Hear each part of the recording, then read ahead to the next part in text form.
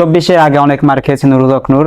আমার মনে হয় না বাংলাদেশের ইতিহাসে কোনো সাধারণ ব্যক্তি এতটা মার খেয়েছে যতটা মার বিপি নুরুল হক নূর খেয়েছে। 24-এর পরে কেন মার খেতে হলো?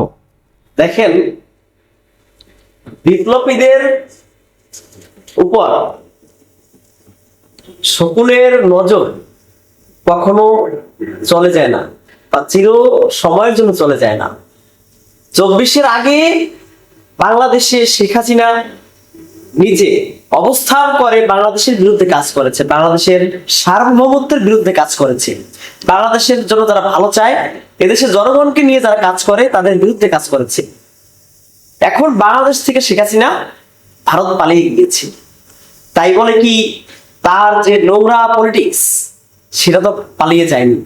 দেখেন, ভাই বলেছে যে বাংলাদেশের যারা পার্লামেন্ট মেম্বার ছিল আওয়ামী লীগের সব দেশ ছেড়ে পালিয়ে গেছে, কিন্তু আওয়ামী লীগের অধিকাংশের থেকেও বেশি যারা নর্মাল পর্যায়ের রাজনীতি করেছে, লোকাল পর্যায়ে, তারা কিন্তু এখনো দেশে অবস্থান করছে এবং এই অবস্থানরত নেতা কর্মীদের গুপ্তভাবে শেখ হাসিনা নির্দেশ দিচ্ছে। এবং বাংলাদেশের যে বর্তমান সেনাবাহিনীর প্রধান ওয়াকারুজ্জামান, আপনাকে ভাবতে হবে যে বাংলাদেশ থেকে সেইভাবে শেখ হাসিনাকে বিদায় করতে সাহায্য করেছে কিন্তু সে, এবং তার থেকেও তার বড় একটি পরিচয় হচ্ছে সে শেখ হাসিনা রিলেটিভ। এখন বাংলাদেশের গণঅভ্যুত্থানের 24-এর পরে ভিপি নুরুল হক নূরের উপর হামলা হয়েছে। এটা শুধু হামলা না, সম্পূর্ণভাবে তার পরিকল্পনা নিয়েই কিন্তু হামলা করা হয়েছে। জি, দেখেন, আমরা দেখেছি বিভিন্ন সময় পুলিশ বা সেনাবাহিনী কোন নেতা কর্মীর উপরে যদি আঘাত করে তাহলে তার মাংসপেশি যেখানে বেশি আছে সেখানে আঘাত করার চেষ্টা করে, যাতে তার মৃত্যু ওখানে বসে নিশ্চিত না হয়। কিন্তু নুরুল হক নূরের উপর যে হামলাটা হয়েছে, আমরা কিন্তু দেখেছি তার ফুল বডিতে কিন্তু আঘাত করার চেষ্টা করেনি। তার যে মাথা রয়েছে, তার ফেস রয়েছে, আমরা দেখেছি পুলিশ এবং সেনাবাহিনীর কিছু সদস্য তাকে মৃত্যু নিশ্চিত করার জন্য কিভাবে যে আপনারা দেখেছেন হামলা করেছে। কোন সশস্ত্র বাহিনী বা কোন পুলিশ বাহিনী এরকম হামলা বাংলাদেশের ইতিহাসে কখনো করে নাই না। এখন কথা হলো যে 24-এর আগে হামলা হয়েছে, 24-এর পরে কেন হচ্ছে? 24-এর পরে কেন হয়েছে?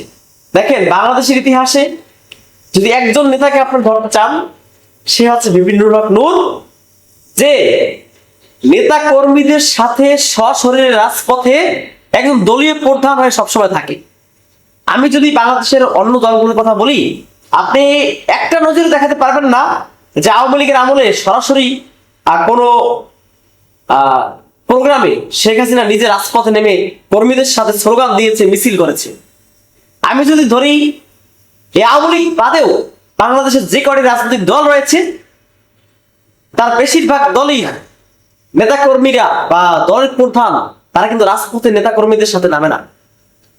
এই দিক দিয়ে আপনাকে অবশ্যই ভিপি নুরের সাথে তুলনা করা যাবে না, কারণ ভিপি নুরুল হক নূর হচ্ছে এমন একজন নেতা যে কর্মীদের জন্য, দেশের মানুষের জন্য সদা সর্বদা নিজের জীবনের কোনো তার মায়া কাজ করে না। আপনি দেখেছেন, যদি সেটাই না হতো, সন্ধ্যাবেলা জাতীয় পার্টি হামলা করেছে বিকেল বেলা, তারপরে সে দলীয় প্রধান, তার উচিত ছিল গেস্ট রুমে বসে থাকা এবং তার নেতা কর্মীদেরকে রাজপথে নামিয়ে দেওয়া, যে নেতা কর্মীরা কি পারবে সেটা দেখা।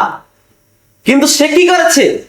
তার নেতা কর্মীদের উপরে হামলা হয়েছে, এজন্য সে নিজে প্রতিবাদ করতে কিন্তু রাজপথে নেমেছে।